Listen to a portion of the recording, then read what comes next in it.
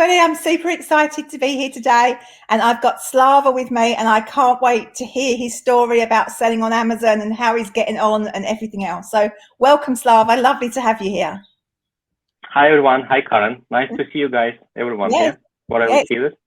Thank you. It's great to have you here. I'm excited about hearing your story, and you've been selling on Amazon and how you're doing and everything else. So start off by telling me, how long you've been selling on Amazon and what's been going on and how you found things. Talk us through that. I started selling on Amazon for around 8 years ago, but that was more like a side hustle for my mom. So I created for her like a second income so she can work from home and not need any money. And I was like more like started from eBay, to be honest. It was eBay, and after that we moved to Amazon to have second sale channel. That was for years, just kind of like little income. We kept it on purpose under VAT threshold to keep it more manageable. Yeah. And I think around 2 years ago, I had some changes in the life. So I had to work out how to make more money. So I just basically took it away from her and helped her to scale it a little bit. So I think we managed to improve turnover about 5 times in the last 2 years. Wow, that's impressive. Pretty good. So if not the problem with Europe after the Brexit, so it could be much better, but it was like a big drawback after the EFN stopped. So it was like around 50% revenue for me was to Europe. So it was like a big, huge cut. But it's still okay. So we grow the range of the products. Now I have more than thousands of products, I guess. So yeah, so we go wide rather than deep. You've done fantastically then. So you've 5x the turnover in the business in 2 years. That's amazing. That's a fantastic achievement. Congratulations. That's more like a full-time job, to be honest, but I think it's well worth it. Absolutely. So does your mum still work in the business with you, or is it just you now? This business become more like a lifestyle. So there is no way to avoid it, unfortunately, because you always have some kind of return, something to do, even if you use like a prep centers and all the softwares like full bookkeeping accountants, all the profit protector, etc. Still, you can't avoid some parts, some returns, something to sell on eBay or wherever, and there is always something keeping at home. So yeah, she does help me a lot to keep some things running. Yeah, so it's more like a full-time now for both of us. Yeah, for both of you. So you're full-time in the business as well. Yeah, this business, the beauty of this, it could be like a 1 hour a week. When people ask how many hours do you spend, it depends on the person. So I can spend 1 hour a week probably, but the business will stop growing that fast. Yeah. So what I do, I just spend all my time because I want to at least double every year. That's my minimum always. So like if this year we do like around £500,000 turnover, so the next year my goal is to be at least 1 million. Otherwise, it's not worth it, I believe. So that's why I'm just pushing. Absolutely. So your why to build all this and why to work at this was originally to help your mum. So is that still the case, or is it now driven by something extra? What's your why these days? There is many different things. At the beginning, it was just for my mom. It was like a side income because I had another pretty good business in London. But there was like a moment in life when I was forced to move to my parents' house to help them a little bit. And basically I stopped my previous jobs, and all I had in my tools in this particular place is on the Amazon. So basically I just took it over and started to work on it. And now it's pretty big. And I know there is like kind of unlimited possibility. So I'm trying to do diversification because Amazon is not only the business I'm doing. So I do like affiliate marketing, PPC, etc. But Amazon, it's still like a half of the revenue progress. It's massive. So it's growing fast. And there is like a unlimited possibility what you can do there, and type of diversification, like a bundles, private label products, growing the range of the products like in a shop. It's beautiful. Lovely. So you mentioned about that diversification. Do you have like favorite categories that you sell in, or do you make sure you sell across like a massive wide range of categories?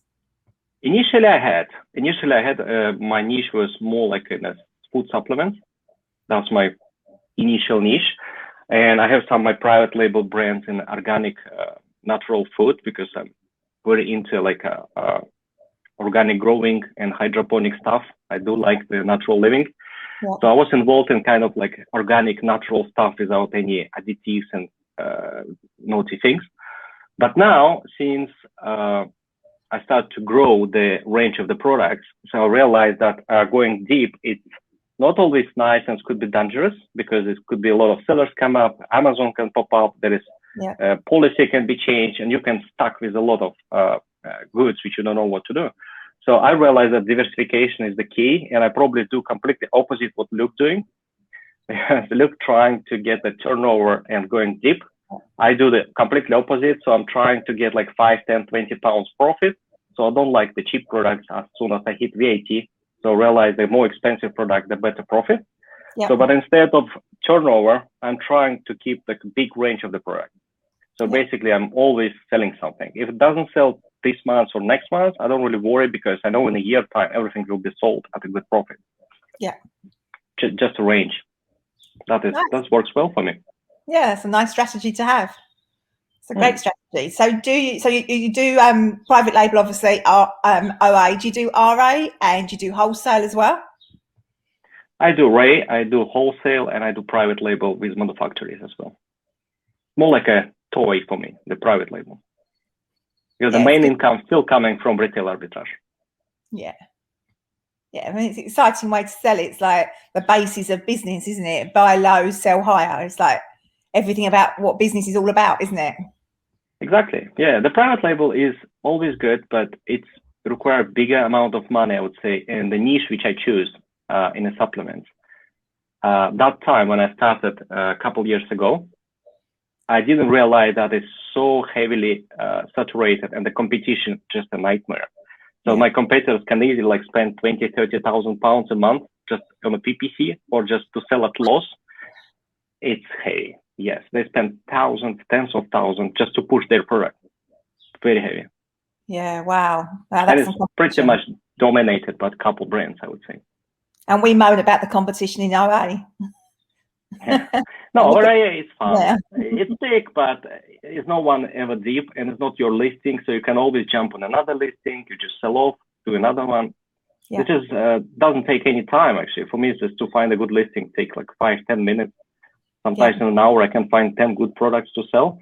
But with a private label, you spend like 3, 4, 6 months of your time to develop it. You spend quite a lot of money to launch it. And it's very sad sometimes that it doesn't perform as you expect, and sometimes you have to give up, and it's more like your kid. You don't really want to give up. I had some good products which is like a super good, my friends love it, but since not many people know about them, they don't really search, so I cannot really sell. But people who try, they love it. But Amazon, unfortunately, can't educate people. It's too expensive, so they have to sell what they search, sadly, and they search quite often very unhealthy food. Yeah. Yeah. Okay, so let's talk about, obviously you've been selling for 8 years, so you've got huge amounts of experience, and you must also have a really ungated account. So your account must be like fairly ungated to sell pretty much anything, I would have thought, after 8 years. I think everything is ungated, to be honest. I don't remember. If something not ungated, so usually it's just automatic ungated. Yeah. Yeah. Lovely. That's a nice situation to be in with your Amazon account as well. Definitely helps. So the longer people sell, the more their accounts get ungated, and the easier it becomes over time. So that's what true, would you, so what would you say are the 3 biggest benefits of selling on Amazon? The number one, I guess, is freedom, because you're not limited when you want to meet your friends. You're not limited on any times you want to take off for a holiday. If you want to take 1 month for a holiday, you can do this easy. Yeah. The second is completely unlimited income. There is no limit on that, I believe. So it's very liquid market. So it's no problem to make 10 or 20 or 50K per month. So when you work like on a job, so you know, like, oh, in a year time, I can make from 2,000 to 3,000. In Amazon, you think, okay, this month I do 10K, next month I want 20 or 30. It's just a number. It's more like a virtual game. So it doesn't take anymore as a salary or something. It's more about the growth. Yeah, absolutely. Well, that's exciting. So that's like, if you get the feeling that you can like source lots, and then you can find lots, and then, you know, your business can grow quickly, and that makes it even more exciting, doesn't it? Exactly, because the first, when people just started, I would say it was the same like me.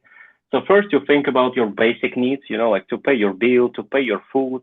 So you just worry about every single drops because, you kind of depend on that money. Your family depends on that money. But as soon as you hit some kind of threshold for different people with different level, let's say 5, 10K per month, you realize that you already have enough for your salary. So every month you still have some money, no problem.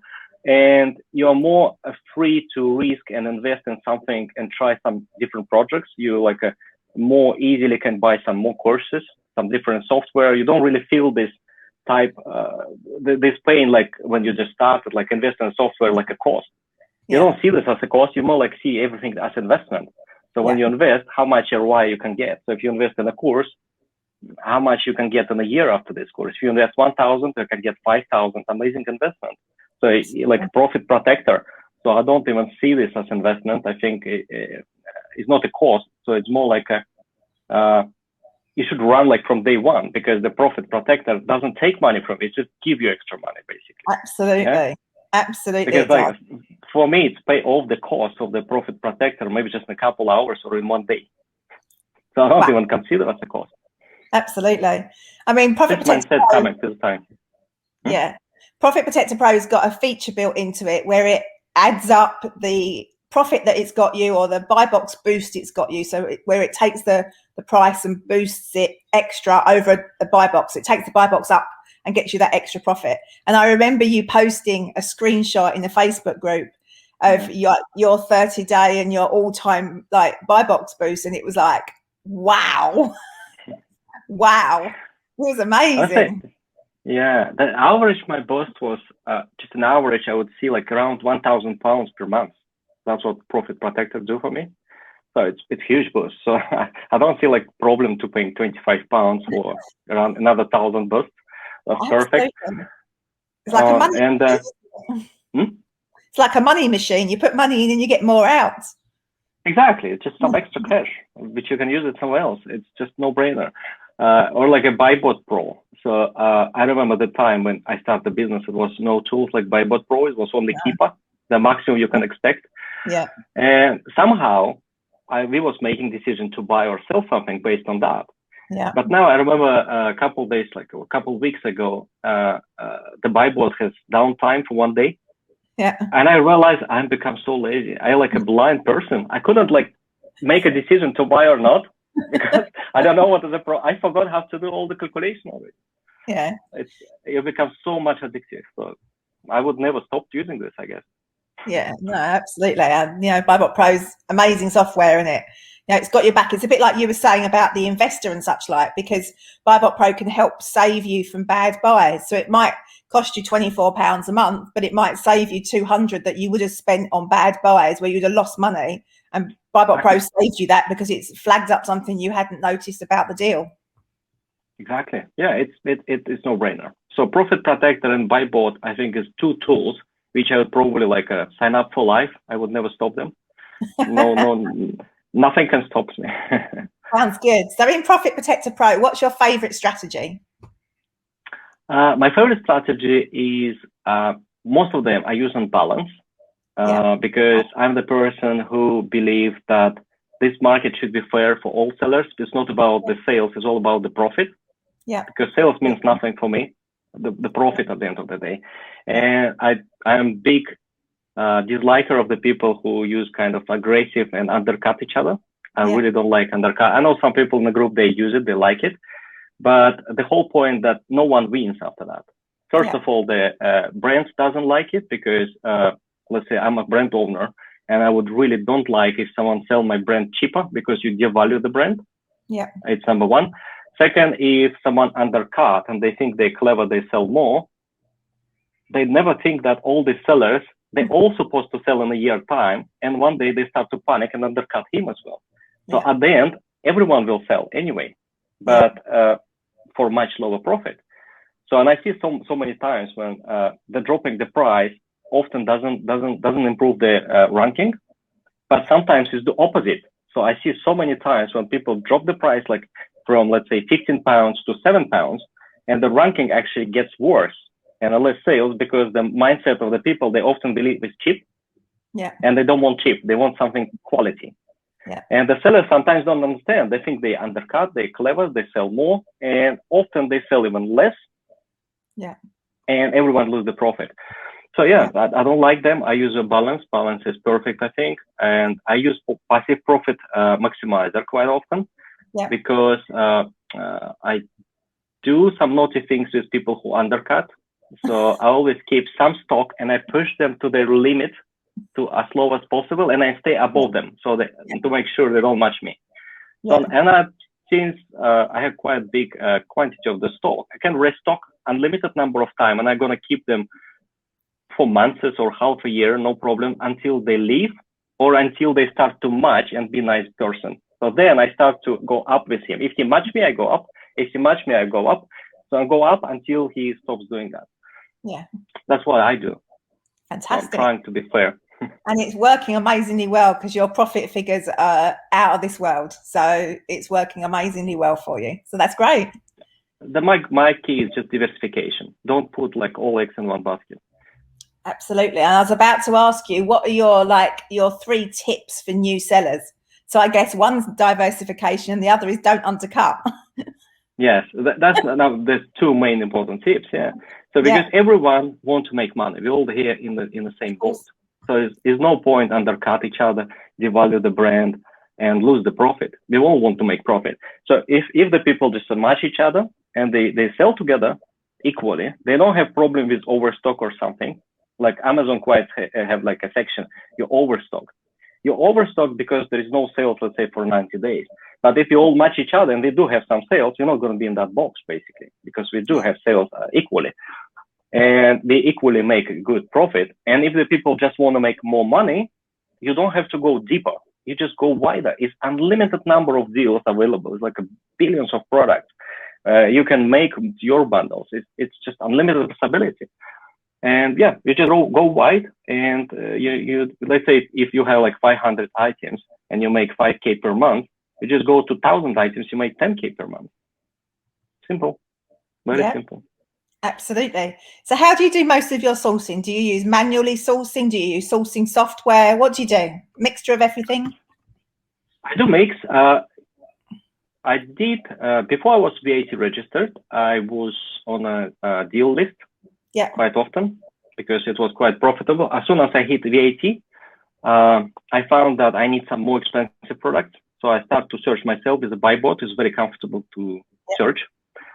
And I found that with the time when you sell quite long time on Amazon, so your eyes become like a scanner. So you already quickly see what the price is good or bad. So you automatically like 60% already know is good or not. All you need to check the sales and how many sellers on Amazon.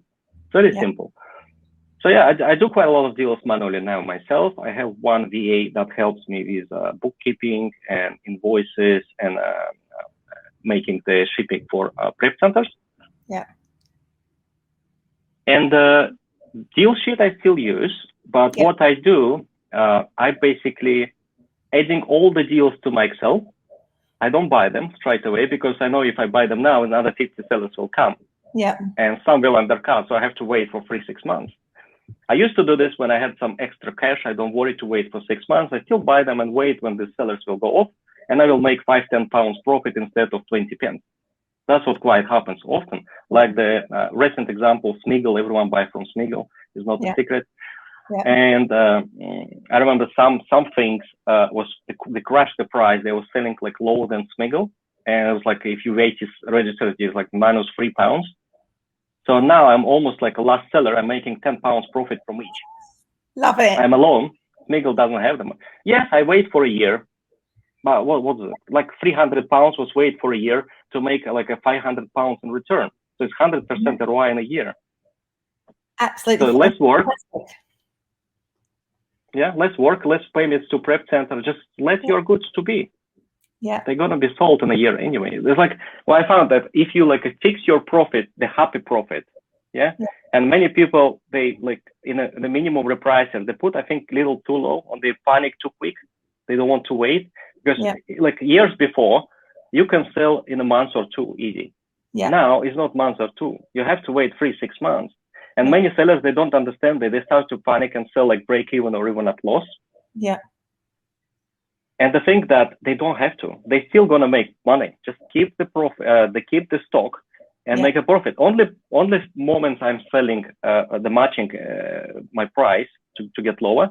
If I see the number of sellers it fluctuates, I see they restock. Yeah. So if they restock, it means I make the bad buying decision. So they restock somewhere cheaper, so they can be at profit. But if you see the number of sellers in the 90 days or a year is always go down and down and down and down, so there's no need to panic. So it means your turn will come soon. Just keep waiting. So if it go down, never reduce your price. Always increase and wait. Absolutely. You're a very smart and astute seller, Slava. You really are. You've got it nailed down in what to do and how to do it. You are the example of, how to make money on Amazon. Absolutely, totally and utterly. Because I'm not about sale. I'm all about profit. All about profit.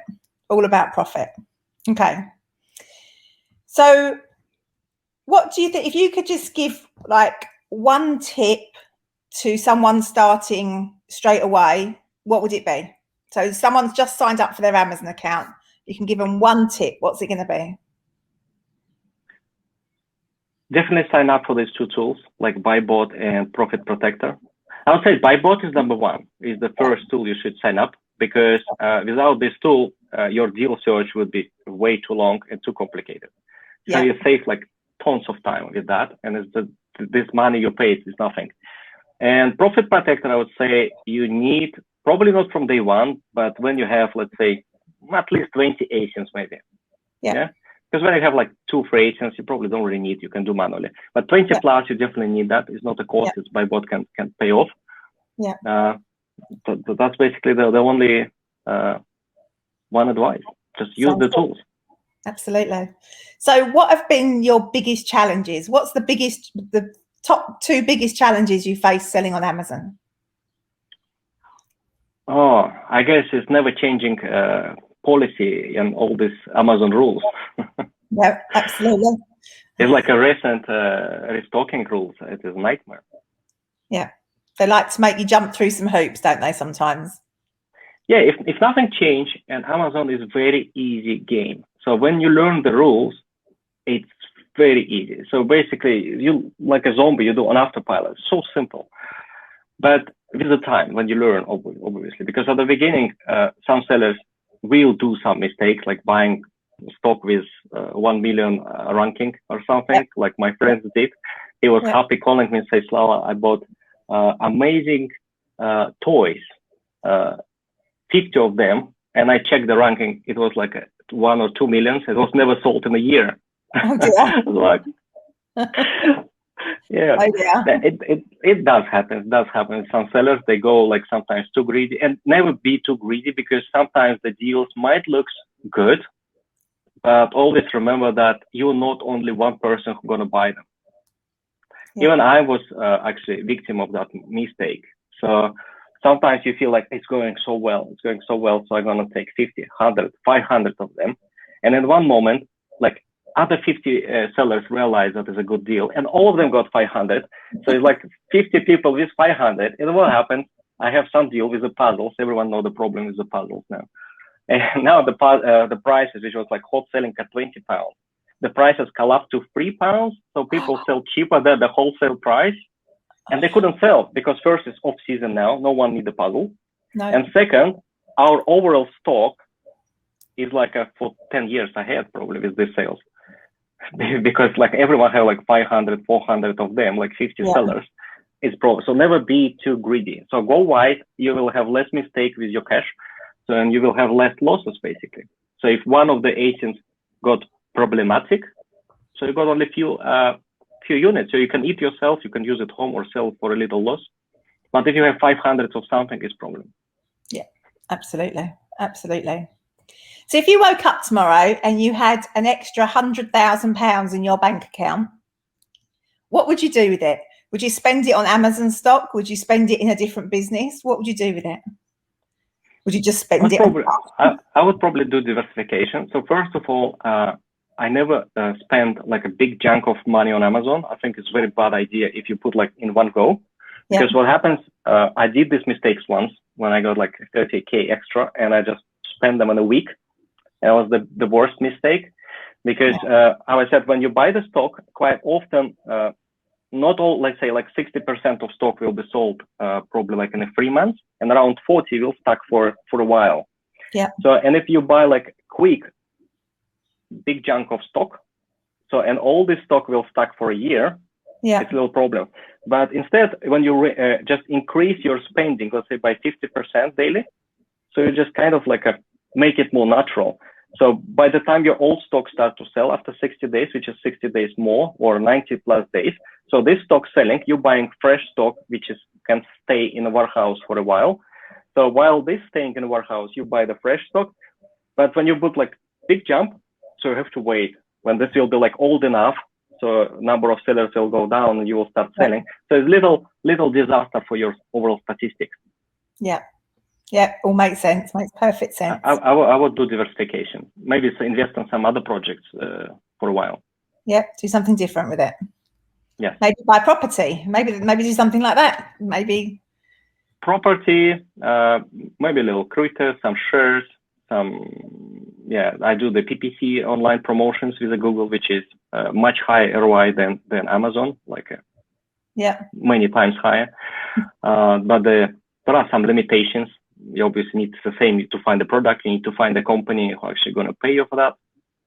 It works really well. So people who never been in Google PPC, I think that is a good niche to research. Very profitable. Okay, great. Thanks for the tip. So let me ask you, if you could turn back time and go back to being your 18-year-old self, what piece of advice would you give yourself?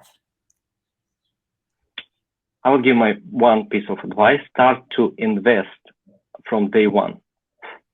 Don't postpone. Like any money you have, like £2-3 a day, but invest in something.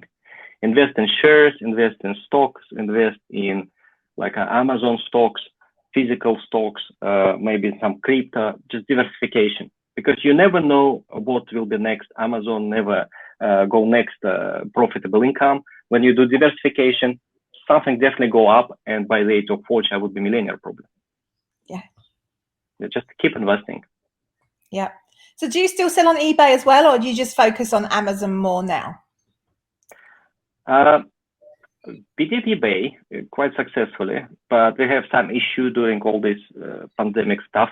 Our account was kind of have difficulty. Right. But now, yes, we plan to come back again to Amazon or to eBay, because eBay is not nice in terms of the fulfillment, because you have to do yourself or just hire some like Habu, which is nice fulfillment center.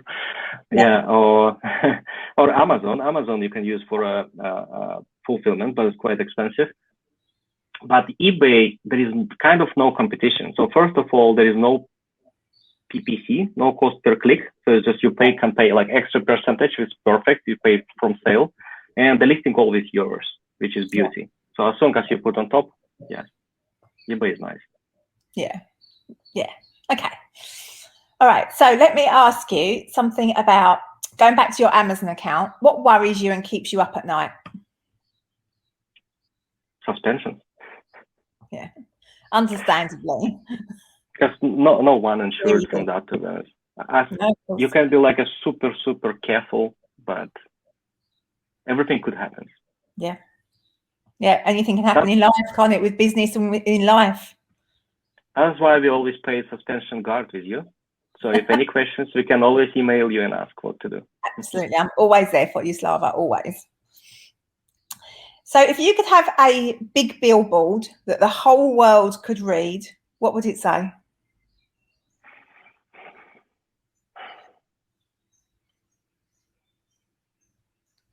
Very good question. Put you on the spot, sorry. I think start to work for yourself. Invest in yourself, invest in you and your business. Start to invest in you first. And after that, start to invest in your business and other businesses. Yeah. From day one. Don't rely on any jobs. It's never permanent. Absolutely. You can lose that anytime, can't you? I think the job actually even more risky than Amazon. Yeah, I think it is. I think it is, because at least even if you get suspended, you've got an opportunity to sort it out. If someone decides you can't have that job anymore, that's that, isn't it? Exactly. It's finished. Exactly. That's it. There's no possibility. There is like limited possibility. Always possible to sort. Is everything in your hands compared to the job, and the skills which you get, even if you get suspended or something, you can always find another place and to make money online or something else. Yeah. 100% worth it. Always a way to make money online. Always. Yeah. So let's say what I did now in 8 years, if something stops and I would have to do this again, I don't really worry, because I know how I can do this, like in a 6 month, same turnover, I can get back. Yeah. Much faster. Yeah, you've got the skills, haven't you now? You've got all those skills. You've built up that skill base. Makes exactly. you a lot safer. I did experiments on my friend. He was a property guy in a service accommodation. And after this pandemic starts, all this property basically went to zero. So no Airbnb, nothing. And he had a big problem, and he asked me to teach him Amazon. So basically he was a good student, but more like over the shoulder. So we did a lot of Skype and WhatsApp. So I was making sure that he's doing right things. Yeah. But in 6 months, in December, his turnover was 60K.